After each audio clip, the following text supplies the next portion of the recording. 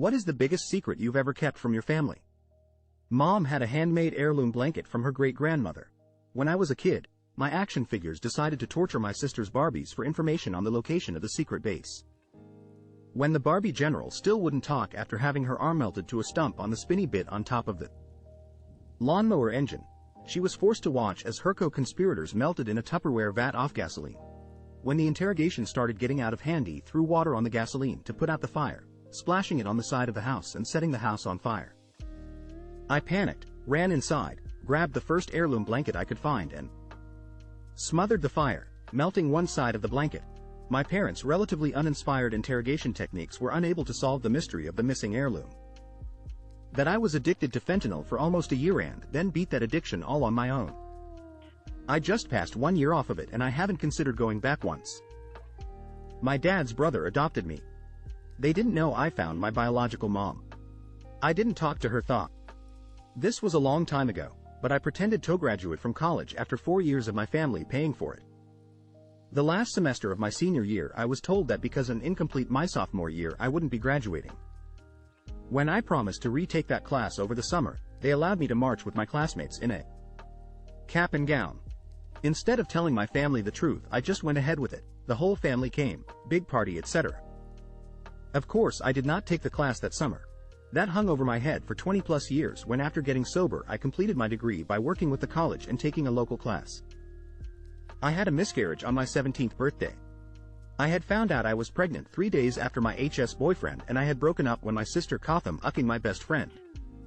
I didn't tell anyone I was pregnant, except him.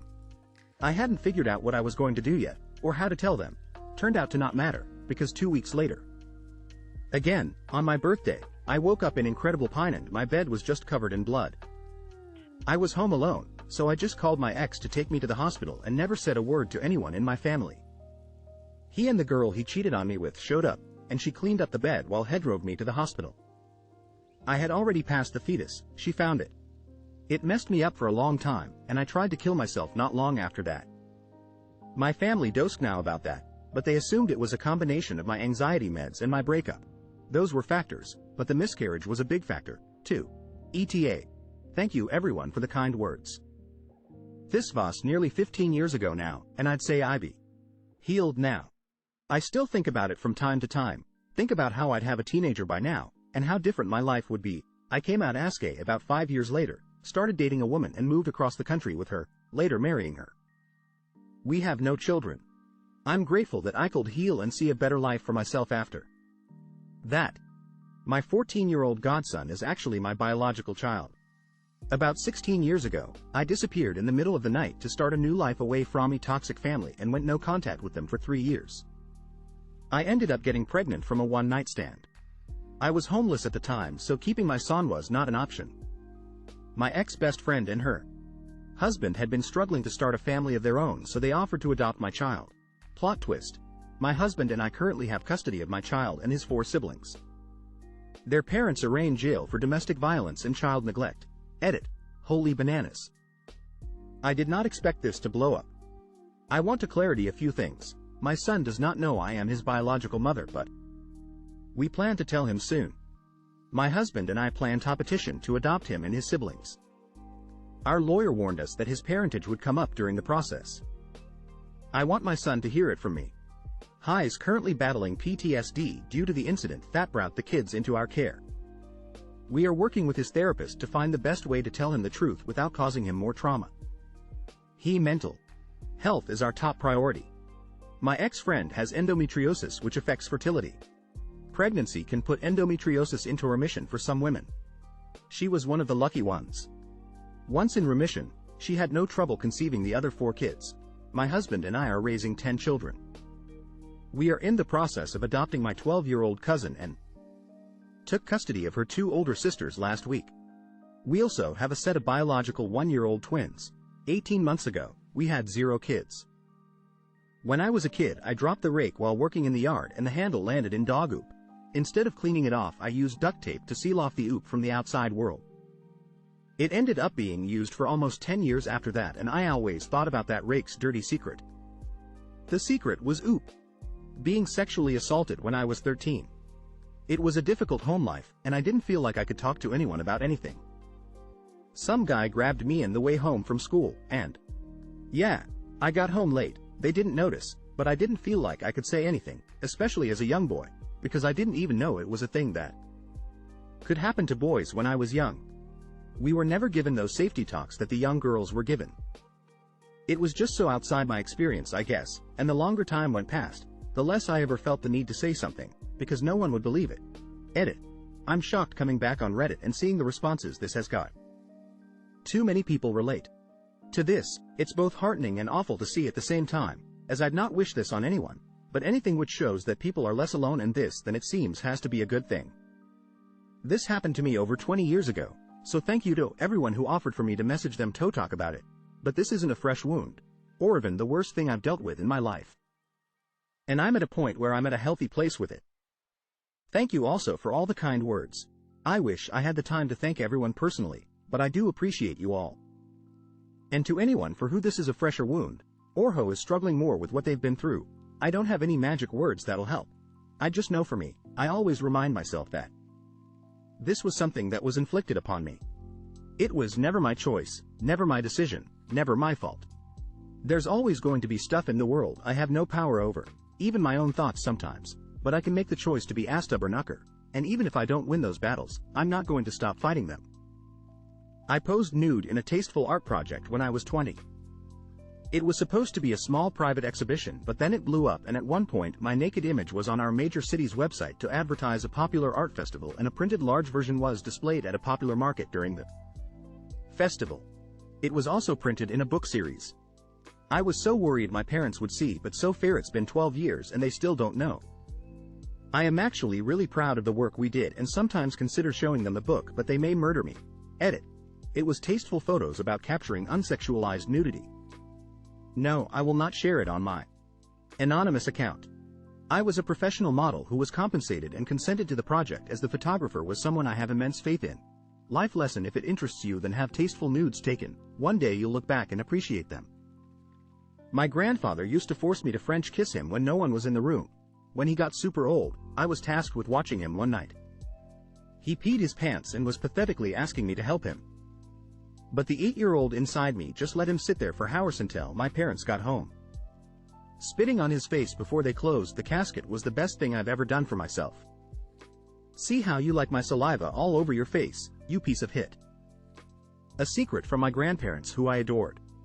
They were actually my great aunt and uncle, having raised my mother from the age of 2. Her mother had passed away and her father was an alcoholic, who ended up enlisting and going to war during World War II. I had a habit of looking through my parents' wedding album when I was very young. I loved the dresses, etc. At the back of the book was their marriage license, and I saw when I was about 11 that my mother's last name was not the same as my grandparents' last name. I asked her and she told me they were not her biological parents. I never told them I knew because I didn't want them to feel less than my grandparents, which they absolutely were. By this time my biological grandfather had passed. They were always Nana and Grandpa to me, and they were amazing grandparents. I used to live in a house where the woods was our backyard. About 15 years ago, my stepdad and I were hitting golf balls in the back with his clubs.